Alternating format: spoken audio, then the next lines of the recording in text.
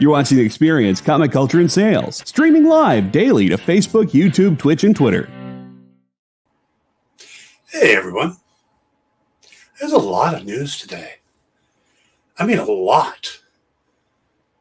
Might not even be able to get to it all, but we'll try to talk about it here on the Dan Wickline Show. Stay tuned.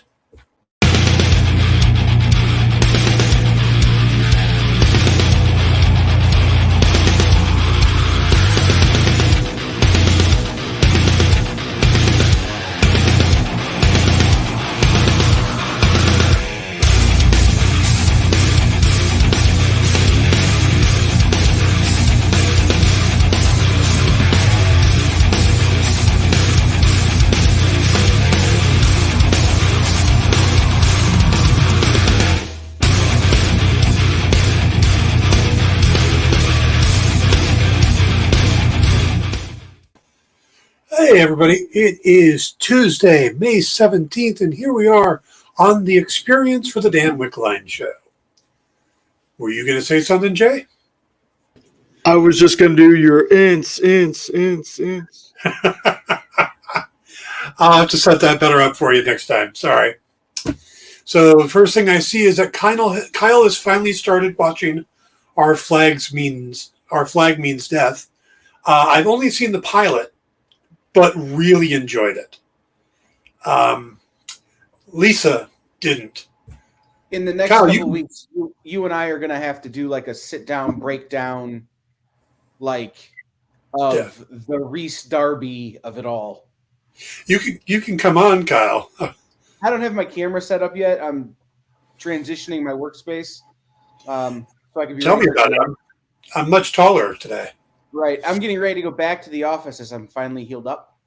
Ah, good. So I've got like half of my stuff that I brought home torn down, and half of it I got to, reconfigure for tonight's show. So, yeah. No, I started watching it, and we're gonna have to do like a Reese Darby meets all of your other nerddoms breakdown at some point. Oh yeah, we're gonna have to put that in there with Kenobi and Miss Marvel and The Boys and the second season of Only Murders in the Building, which launches on June 28th. I just found that out. I loved that show. That was so much fun. I'm not even that big a Martin Short fan, but he was so good in it. But Reese Darby, that first episode of Our Flag Means Death was just really clever, So I got to watch more of them. But yeah, we'll definitely talk about that. My mother did not find it funny. Lisa didn't find it funny. That's just why I haven't seen more of it. I think it's a show made for dudes. I think that's the deal, right? Like, you have to be a little bit 12-year-old boy to find it funny. Yeah, you have to be very Monty Python fan. Yes. There's a definite Monty Python feel to it. Yeah. Did I say, was it you I said it to? I said it to somebody on The Experience that Taika Waititi had not yet reached that level for me of, if he's involved, I'll go see it. He has now. This show did it. Him in this show, and him directing this show has put him over the top. So now he's with the Coen brothers and the Wachowskis, and So does that mean you're going to watch the Ryan Reynolds The Green Lantern? No, because he's in it. Anything he does in the future, from here on. Yeah, because he's in Green Lantern. Prominent role. No one's in Green Lantern. By the way, I wasn't kidding when I said that there was a ton of news. There was some Star Wars news today, which might tie into Marvel news. I got to remember my camera's a different place now. So it came out in Variety that a couple things, one of which was a statement from Kathleen Kennedy, which I thought was just disappointing. Because she said that basically they learned from Solo, a Star Wars story, that they just can't recast their characters and get away with it. And I completely disagree. I think that movie was better than it's better than the credit it gets. I think the actor did a fine job, and they could have kept going with it.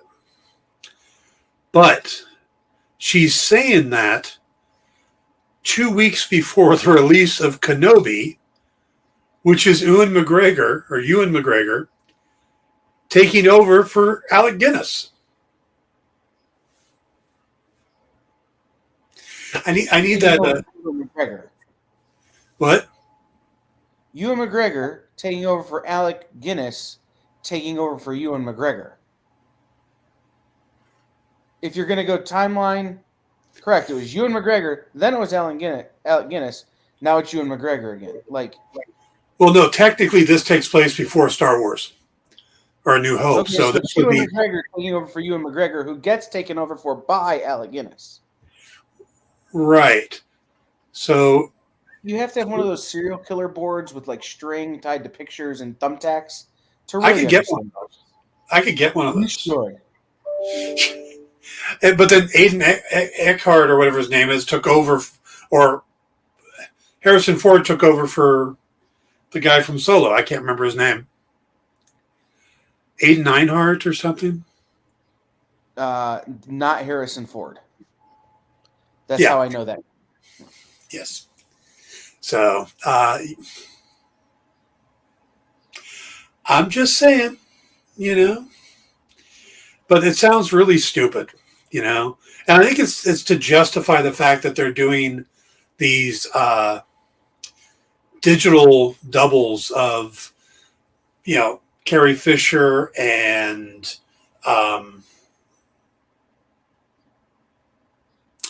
Tarkin. I'm trying to remember. Can't remember. Now I can't remember. Sorry, Bruce. Peter Cushing. Yes, thank you. And also, whatever they're doing with Mark Hamill, sometimes they're doing digital replacements. Sometimes they have actors. I mean, hey, look, we're okay with it. We've been okay with it since. I've been okay with it since I was in my teens. Walked in to my sister watching General Hospital or One Life to Live or something, and saw them announce the role of something Quartermain will now be played by Nathan Fillion. Oh, they switched actors. Okay. If we could get through Fresh Prince, we can accept a new actor. This idea that not to change him just is crazy to me. But so that's going on. But also we learned that this year, after Kenobi, we should get Andor, Cassian Andor. And then we should get the third season of The Mandalorian by the end of this year, probably Christmas into January. Then next year we'll get Ahsoka. And they're already working on The Acolyte, which takes place before Palpatine moves into power. And also, they announced, or they're talking about, a new coming-of-age Star Wars series from John Watt, the guy that just did the Spider-Man movies. And you're thinking, wait, wasn't he supposed to do Fantastic Four but dropped out because he didn't want to do superheroes? Well, yeah, he didn't want to do superheroes because he wants to do Star Wars.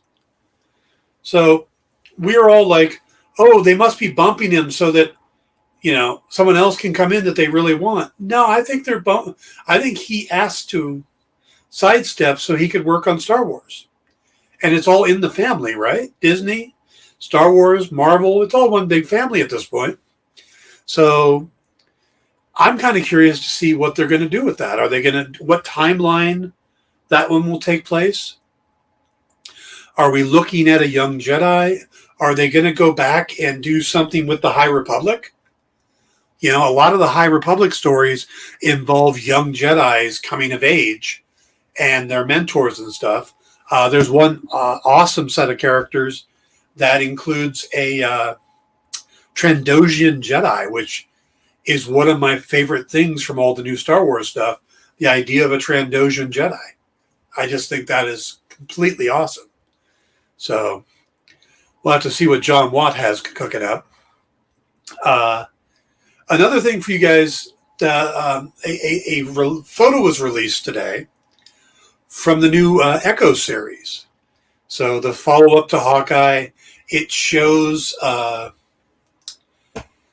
Cox as Echo, but in kind of a, I don't want to say military uniform or anything, because she's like in a burgundy sweater and black pants, but she's got like a holster set up on, so she looks like she's ready to go kick some ass. But it's a still shot from it, and it's not like, oh, this is makeup test, this looks like a shot from the actual production. So it looks like Echo is in the works, and we know that's where it's been rumored that Vincent D'Onofrio will return as Kingpin again, and perhaps Charlie Cox as Daredevil. So pretty cool to see that moving forward. There's also word that there may be a live action Captain Carter series in the works. So Haley Atwell coming back to play Captain Carter. I'm mixed about that. I'm mixed about that because I like the idea that they did the multiverse, but I don't want to stay in the multiverse, because as soon as you do that, you start losing the ramifications of actions. Oh, this guy died. Don't worry, we have another guy from this planet over here, or this Earth over here. 883 Earth, 883 Black Bolt died. Hey, 616 Black Bolt, he's doing fine. The same actor, same costume, everything. Or they could do completely different and switch it up a bit. Oh, well, this guy over here is this one, but it just, and there's not a consistency, where, I mean, we look at Loki and there's all those different Lokis we saw, different variants. Why? That doesn't, everything else has been almost carbon copies. We didn't see, Joaquin Phoenix playing Doctor Strange in the Doctor Strange movie as an alternate Doctor Strange. That would have been interesting. That would have been intriguing to have a different person playing Doctor Strange. We didn't get that. Yeah, Deadpool does say these timelines are so confusing. McAvoy or Stewart? So Marvel seems like they're doing a lot right now that's a little free, just kind of throwing it all against the wall at this point. So doing a Captain Carter series, don't get me wrong, I love Haley Atwell. I think she's awesome. I've watched her in other things. I think she's great. I liked the Agent Carter series. So, but it seems weird to me that they want to do a Captain Carter series, because this was a character that was introduced in the cartoons and then shows up elsewhere, and now talking about getting her own series. I don't know. Just seems like we're starting to get so convoluted, which comic books are. There's a reason why when a lot of people, it's like, oh, this happened. Why? Comic books. They use that as the definition. Comic books. It's because they do a lot of weird, convoluted things in comics, but is the movie and television audience into that? Can they deal with that? I'm not saying that they're not bright, but we've been trained to it when you read comics.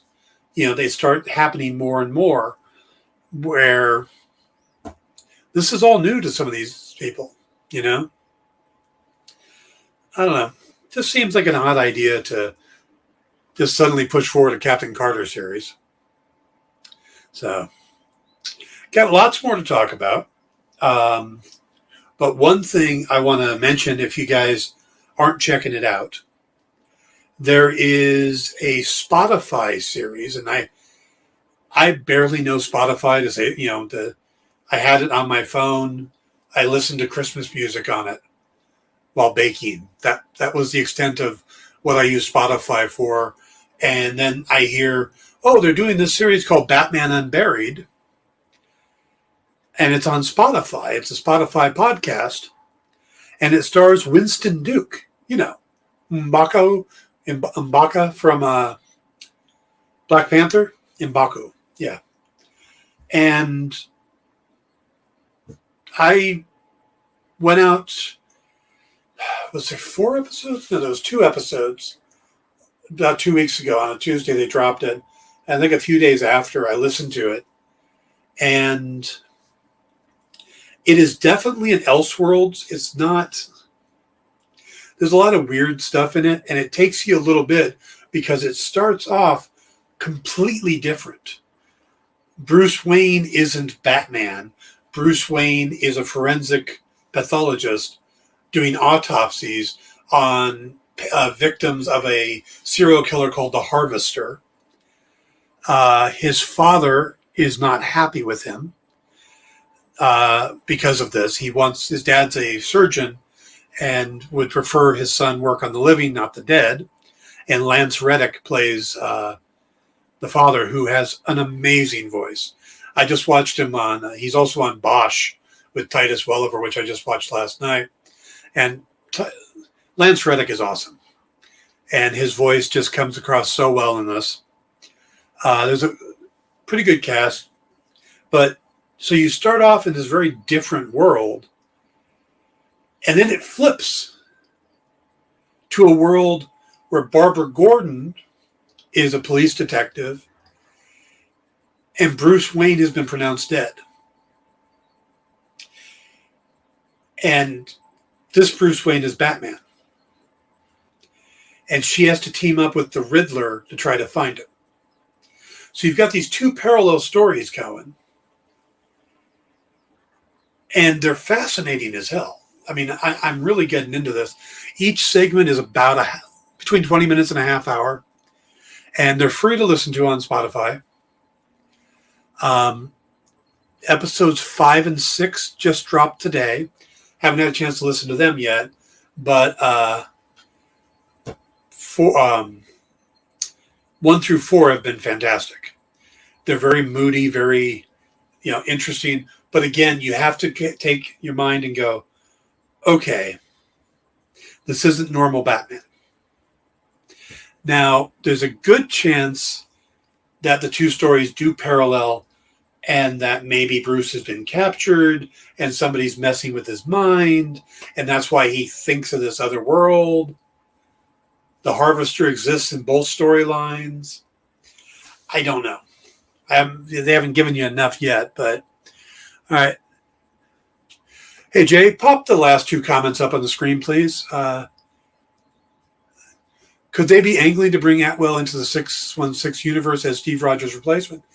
That's a possibility, Josh. I could see them doing that.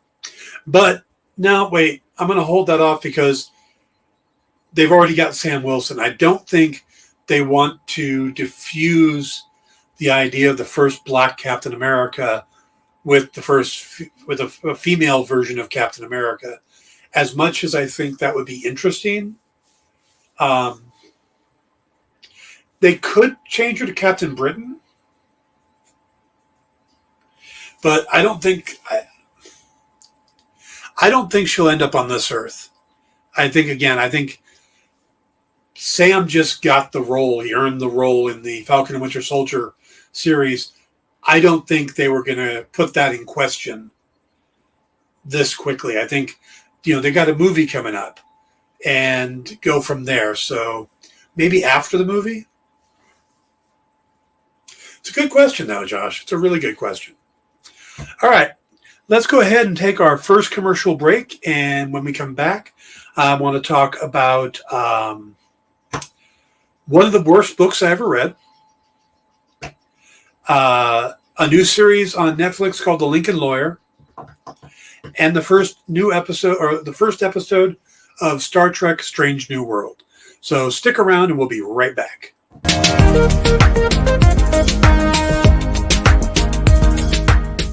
Thanks for tuning into The Experience. Help us out and hit subscribe over on YouTube and click the bell when you do. Need some help? Scan the QR code in the bottom corner.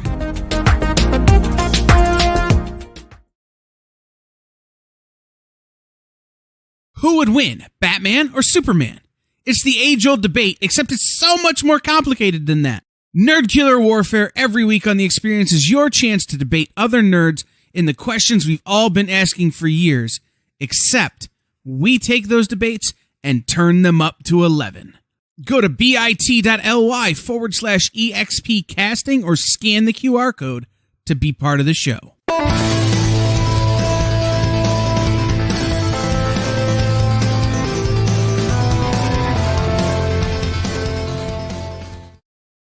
Did you know that every Experience show, including some exclusive content, streams on Twitch? Check it out, twitch.tv/the_EXP. Or just scan that QR code.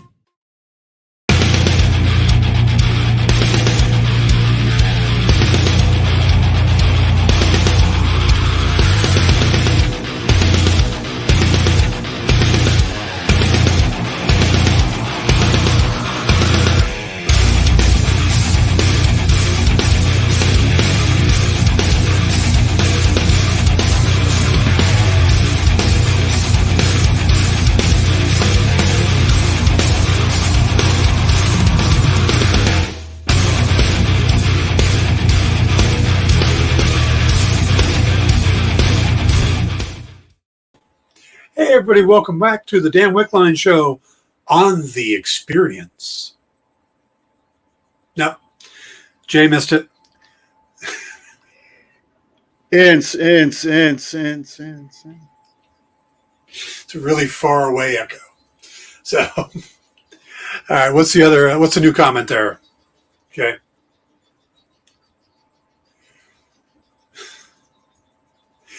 Wickline, I hated that tune so much, and I've been hitting Kyle with that, and I was just driving this da, da, da, da, da, da, da, da. So we were trying to pick a new song, and I kept going, no, I need heavy. I sent him stuff, and finally we agreed on that. So it's more my speed, you know. One of these days, I'm just going to sit here with my bass guitar and play it. But all right, and for anybody curious, this is probably the best look we have. Where I normally have my pick of the week, I don't have a current pick of the week. This is something I wrote. It's Artemis 9. It came out from Top Cow a few years ago. It's got art by Johnny Desjardins, and Chris Northrup is involved. And it's basically my Alfred Hitchcock story. These are characters off of the Aphrodite 9 series. Well, this is Artemis 9. And I picked Artemis. I was offered one of three of the different gods, and I picked Artemis because that's the name of my pit bull, though she's a female pit bull, and that's a guy. But it was a fun little one-shot. And if you guys get a chance, you should read it. It's fun. Yep. Yeah, Aphrodite 9 was doing well. They did, but they introduced all the other clones named after the Greek gods, and I got to do the one shot. So Top Cow is a fun place to work. All right, let's see, where are we going to go next? I got to get my anger out of my system here. Yeah, I'm going to rant. You know the picture on the front that I use now of me ranting through Hollywood? That's today. I made the mistake of getting and downloading the audiobook of James Patterson's The Shadow. Now, I love the old pulp characters. I've written Green Hornet and Phantom and the Avenger for Moonstone. I am itching to write The Shadow. Would do it in a minute. So I was excited. Hey, here we have a big named author doing a take on The Shadow. Maybe he'll start getting the popularity again. I mean, the last time he was anywhere near popular enough that, he got a movie with Alec Baldwin and Jonathan Winters, Ian McKellen, Tim Curry. I mean, I loved the movie. I thought it was fun, but it's been a long time since the Shadow really kind of got in prominence. And I've been thinking about the Shadow a lot because of my constant defense that Moon Knight is not Marvel's Batman. Moon Knight is Marvel's Shadow. Because his origin story and the way he was set up in the comics in the beginning, when he got his own series, was pretty much the Shadow, with the multiple personas or aliases at the time. Him taking over, a fake billionaire, all that stuff. He was basically the Shadow. And so I was eager to listen to this book. And I listen to books because it's hard for me to sit down and read. I always have something I have to do. So where I can, I've been crocheting lately, which is kind of a weird thing, but I learned how to crochet the last couple months, and I was finishing a blanket for my newly born great nephew. And I had that book on my Audible, so I fired it up. First thing you got to know is when you buy a James Patterson book, there's a good chance James Patterson didn't write it. It's been common knowledge for a long time, but it's been kind of acceptable common knowledge that Patterson works with co-authors. And what happens is he'll plot out the story and concept and then pass it on to a co-writer to write. Now, normally, as long as the concept and stuff's good, it's usually pretty good because then he can come in and tighten up the story. He's working with a guy named Brian Sitz on this. And this is just one of the worst books I have come across. I'm going to spoil it, by the way. I'm absolutely going to spoil it. Jay, if you got that little spoiler thing we could put up here, that would be appreciated. Hey, Dan, this is your warning before I play the spoiler so it doesn't scare you, okay? All right.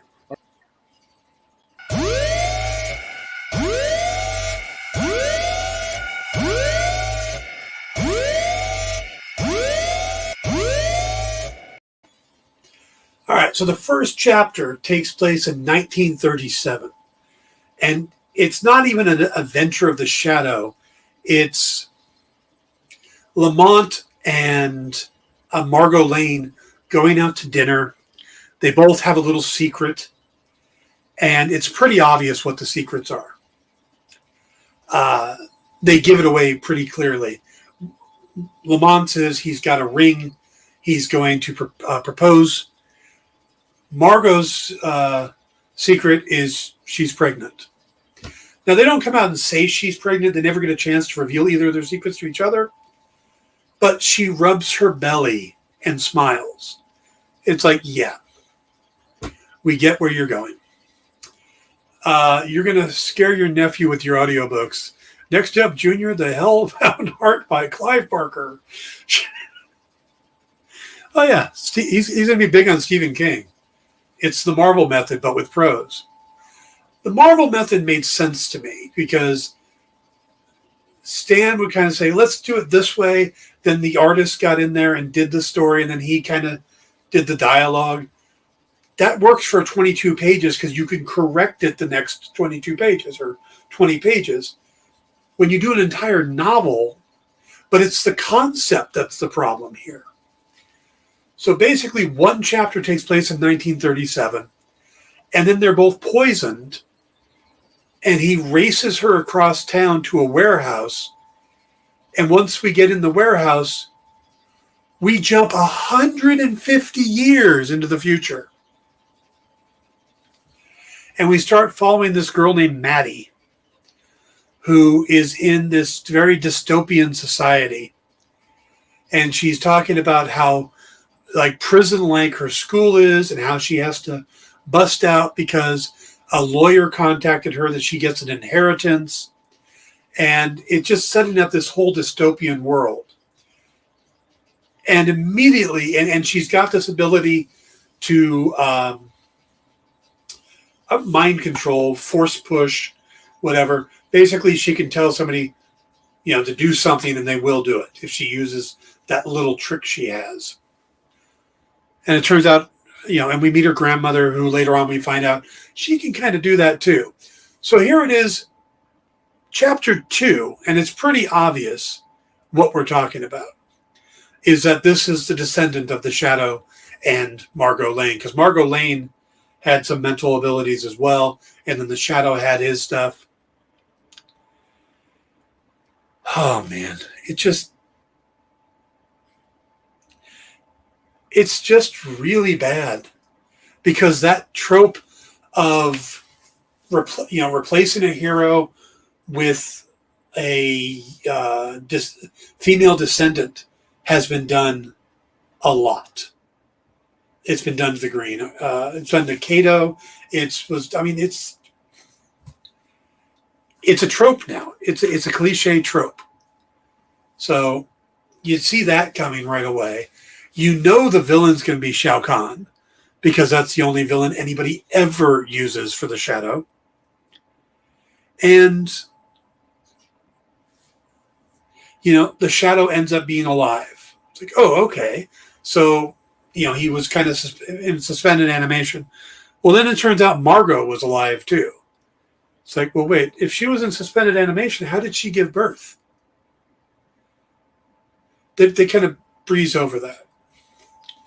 There's also the fact that the Shadow, 2 different points, randomly gets new abilities. And they're not minor abilities.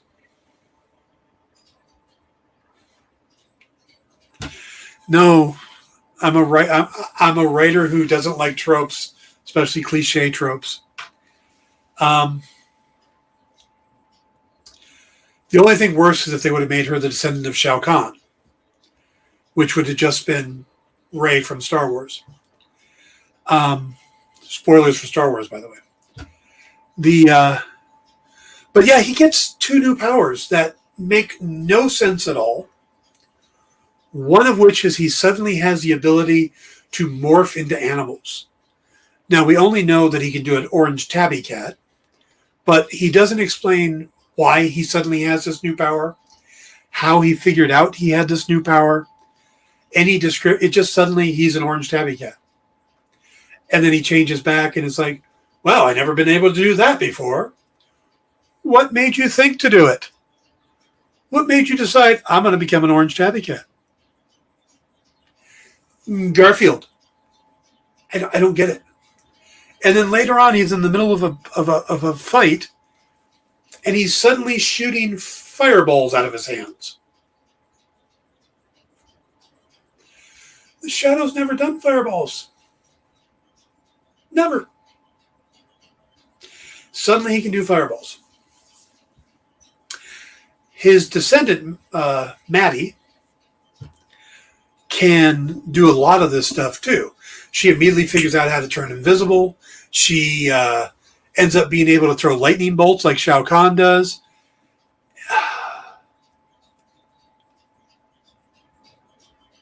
Yeah, pretty much. Someone saw Manimal. I thought of Manimal when he did it, but it's just... Oh, and of course, they throw in the fact that Maddie knows who the Shadow is because the radio program existed. They did stories of the Shadow, but he never wore the black outfit with the red scarf, and he never said, the Shadow knows, or laugh like that. They joke about that. And at one point, he even picks on Batman. Somebody says, you mean like, describes him as what he is, and the guy goes, you mean like Batman? And he's like, no, Batman's just a cheap copy, and he's not even real. And then the other weird thing in the book is it switches perspective. There are some chapters that are written third person, and some chapters that are written first person from Maddie's point of view. And in the audiobook, they have two different people reading the books. So you have a guy and then a girl reading Maddie's part. But the guy's voice is not deep enough to make any of the stuff that you would think of for the Shadow sound like the Shadow. It's a 7-hour book. About 2 hours in, I was angry at its existence, but I couldn't stop listening to it because I hoped that something would happen. Dan, when you read something like this, do you think it's a situation where the author got paid to take on a property they don't really like? You know,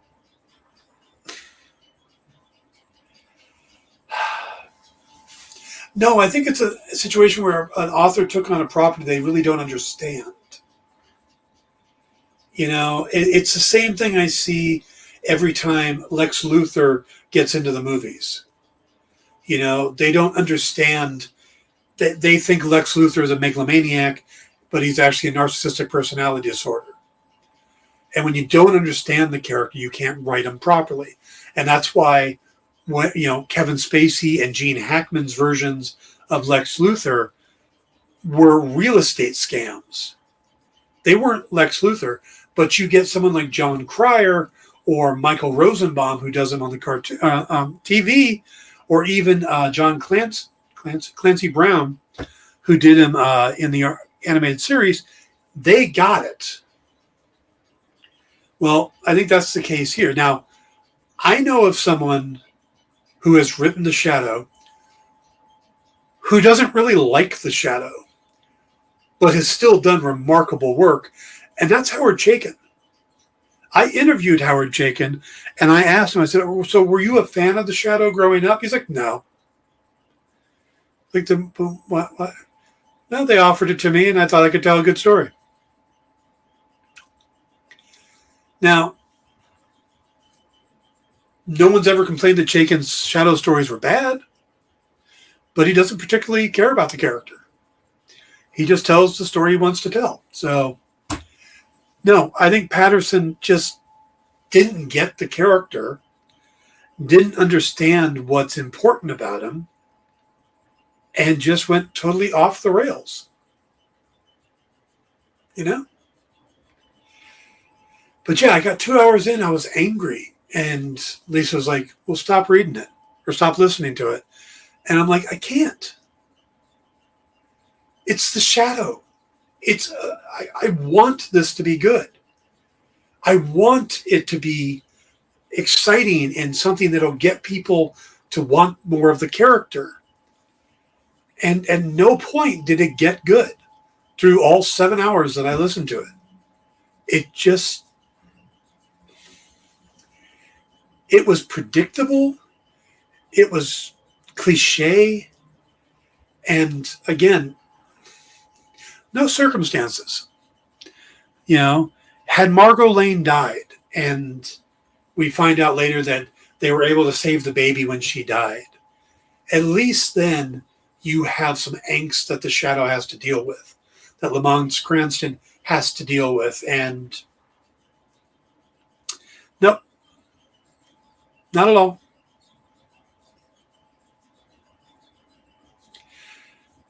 Just really, really bad, you know? So if you see it, it's probably going to be in the half-off bin. Don't buy it. If you're a Shadow fan, definitely don't buy it. To me, this is the equivalent of Seth Rogen's Green Hornet. Someone who just wanted to use the name and not actually care about the character and the history. It's very insulting to Shadow fans. So just going to put that out there. Avoid James Patterson's The Shadow.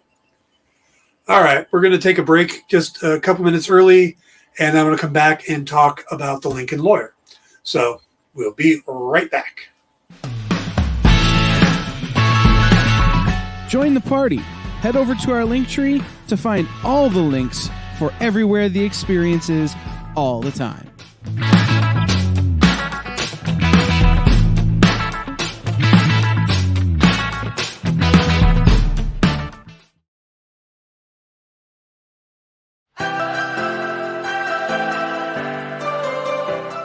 This is The Experience.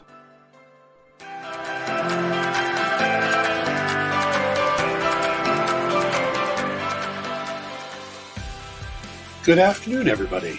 Hey there, hi there, ho there. You're as welcome as can be. Hi, I'm Nancy McCann. Welcome to Friday Night Live on The Experience. Welcome everybody to Fat Jack's Comic Crypt. Brendan, Al, Jason, hanging out. There I am.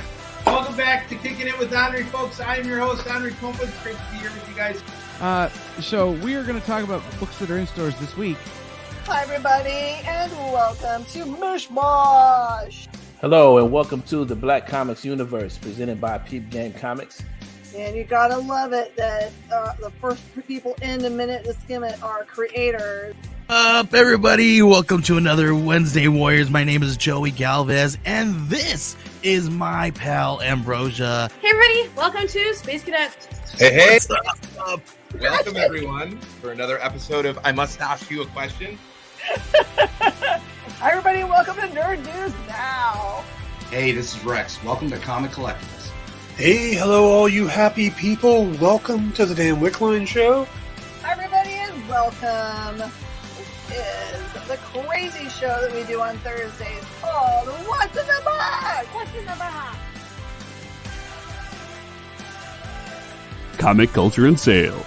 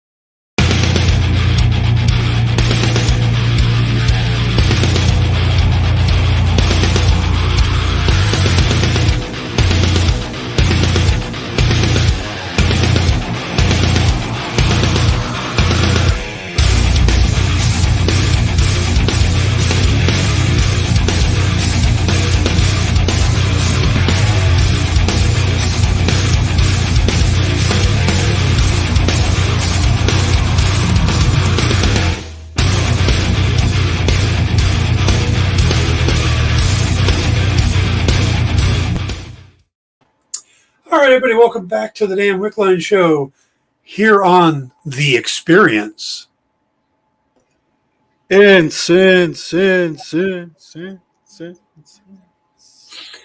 All right, so we are going to talk about, coming up after this, I know we've got Minute to Skim It with Miss Jen, and then in stores tonight, which this week I will not be on.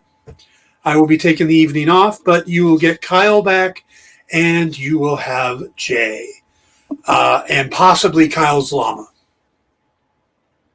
Possibly. So, all right.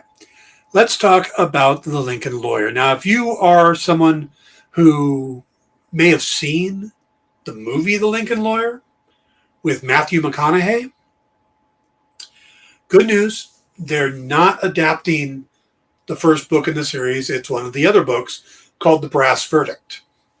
So you don't have to worry that, well, I've already seen this, and I saw it with Matthew McConaughey, and that was fun. All right. The llama is on permanent vacation to Cedar Point. Oh, did he get put up on the farm? That's so the llama can't testify against Kyle, isn't it? Oops. Okay, so. Cedar Point, the greatest amusement park in the world that isn't named Disney, just reopened an area that's all like farm animals, supposedly, but none of them are actual farm animals. There's like camels and llamas and stuff. And we're in Ohio where people know what farm animals are. And so the whole world went collectively, what the hell kind of farm are you guys running here? And it's been all over the news. It's hysterical. But the llama is on the farm. Okay. Not even sure what to do with that information. So, The Lincoln Lawyer. Lincoln Lawyer is a character created by author Michael Connelly, Michael Conley also created the character of Bosch, which has been an ongoing series over on Amazon Prime, starring the great Titus Welliver and Lance Riddick. This character exists in the same universe as Bosch, which is my one nitpick about the series. Now, they did some changes on the character, which I thought were pretty interesting. His name is Mickey Haller, but they've given him a Latino background, which is not part of the character in the books, but they do that because they cast Manuel Garcia Rulfo, who, if you're not familiar with him, has been in a lot of things. The thing I know him from is Murder on the Orient Express. He plays the car salesman who was the driver for the family. But he's also been in Six Underground, Greyhound, Sicario, Day of the Soldado, Goliath, From Dusk Till Dawn, the series. I mean, The Magnificent Seven. He played Vasquez in The Magnificent Seven. So he's been around. And he plays this lawyer who, the basic idea is that he had an accident surfing. Accepting Matthew McConaughey as a surfer, no problem. This guy, it's a little bit of a stretch. But once you accept that, and he got hurt surfing, ended up on pain meds, got addicted to them, ended up in rehab, and basically hasn't tried a case in like almost 2 years. And his last case didn't go well. So we're not exactly sure if the drugs were because of the pain or because of what happened in the case. But he gets his call from his ex-wife. Mind you, he has 2 ex-wives. One of them works in the DA's office, and he has a kid with. His other ex-wife is his office manager, which is kind of an odd thing because he doesn't really have an office. He's called the Lincoln Lawyer because he basically does his law firm out of his car because he thinks better when he's driving. So when he's in the middle of a case, he hires a driver to drive him around while he does all his stuff in the back of the car. Interesting concept. Now, he gets a call from his second ex-wife, his office manager, who tells him that a judge wants to see him in her chambers. And this is like one of the big circuit court judges, like big. And it turns out that another lawyer he knew was killed, murdered. And about a week before he was murdered, he filed some paperwork and stuff saying that if anything happened to him, his entire practice was to be given to Mickey Haller. And Mickey's like, what? And one of the cases is this huge murder case of a guy named Trevor Elliott that's played by Christopher Gorham. And you might know Christopher Gorham from a bunch of shows, but I first saw him in Covert Affairs. Now, Trevor is a video game designer who is supposed to have breached the uncanny valley, been able to make characters that look so real that they don't fall into the uncanny valley. Now, he's wanted for murdering his wife and her boyfriend that he supposedly walked in on. Now, he says he walked in after they were dead and found the bodies. So it's a pretty interesting case. His ex-wife works for him. Her new fiance is an investigator that works for the guy. His other ex-wife, the DA, she has her own case going on. She's played by Neve Campbell. And then her guy that she went out with twice is the prosecutor on the big case.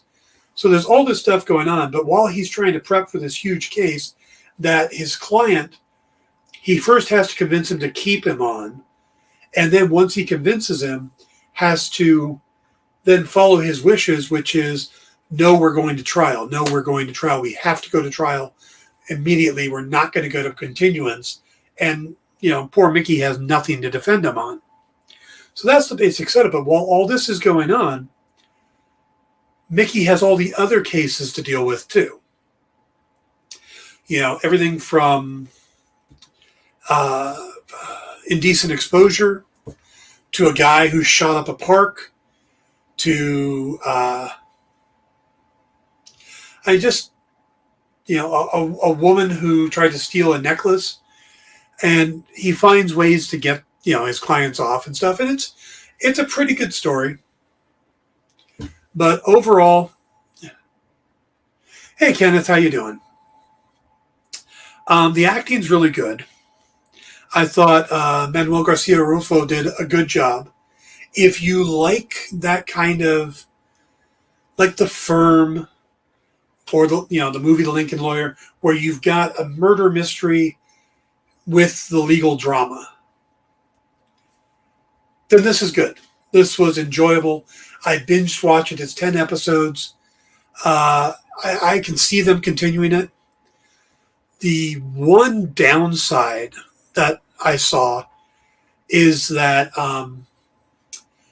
in the novel that they're adapting, there's a cop that gets involved, and the cops in the series as well, that wants to use Mickey as bait to catch the killer of the first lawyer who got killed.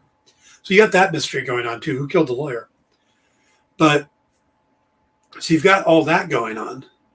The thing is that in the book, the cop that gets involved is Harry Bosch from Michael Connelly's other books. He crosses the two series over, and that's something he can do. He owns both characters. It's great.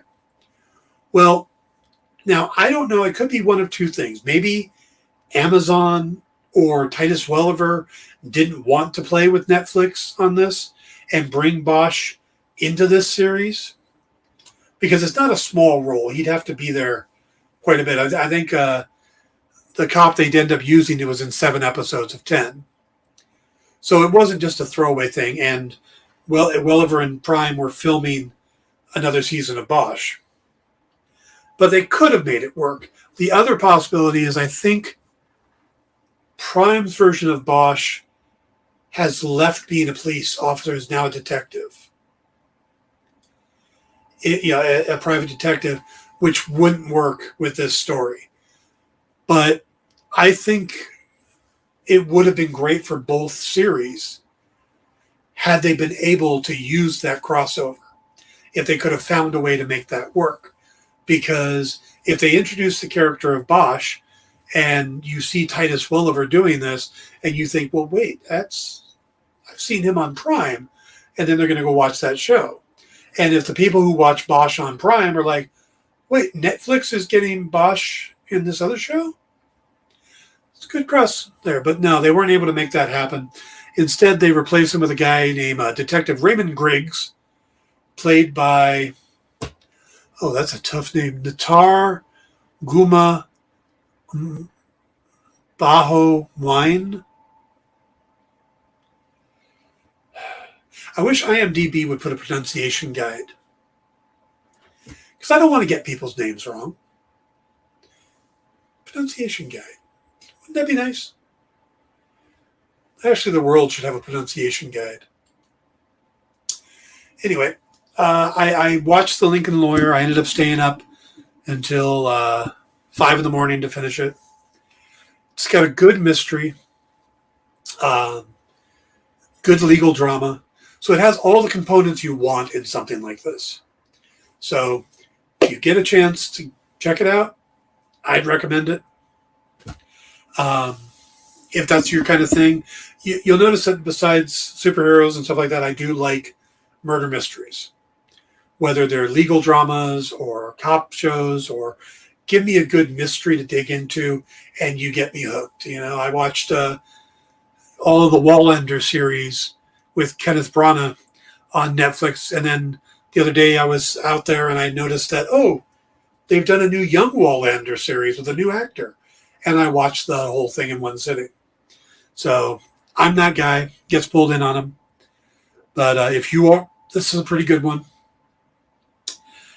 His ex-wives are both interesting, both Nev Campbell and Becky Newton. It's a good cast. Reggie Lee pops up, Chris Browning, Lamont Thompson. So, yeah, I would give it a shot if you get a chance. Bruce Green, I think is his name. He played the senator in the first X-Men movie. He shows up as a judge at one point. So, yeah, it's a fun series.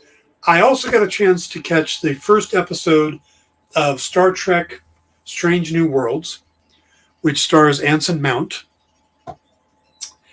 and Gregory Peck's grandson, I think it is, playing Spock, and Rebecca Romijn. So I'm not going to go into too much because we're just about at the end of the show, but I will talk about this.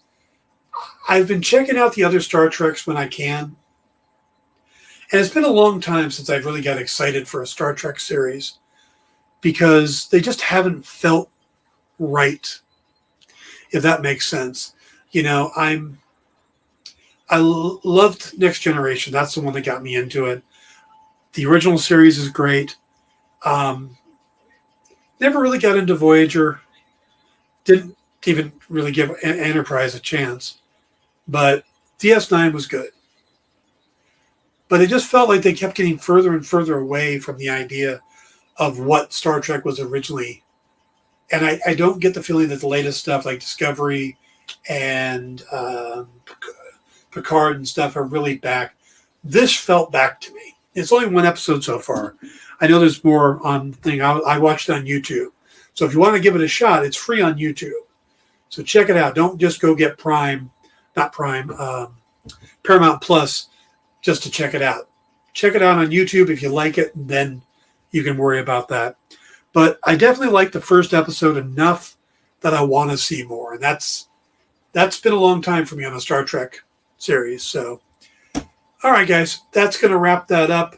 Remember, stick around. We've got Minute to Skim It coming up in an hour. And then after that, we'll be in stores this week with Kyle and Jay. I will be taking the night off. Then I will be back tomorrow. And I'm probably going to do a deep dive into the character of Clea from Doctor Strange. And if you're wondering why, then you probably haven't seen the movie yet. But I'm going to try to do it without spoilers. But we're going to talk about Clea. So, have a great night, everybody. Stick around to learn with all the great books coming in the shops this week. Have a good night. Join the party. Head over to our link tree to find all the links for everywhere the experience is all the time.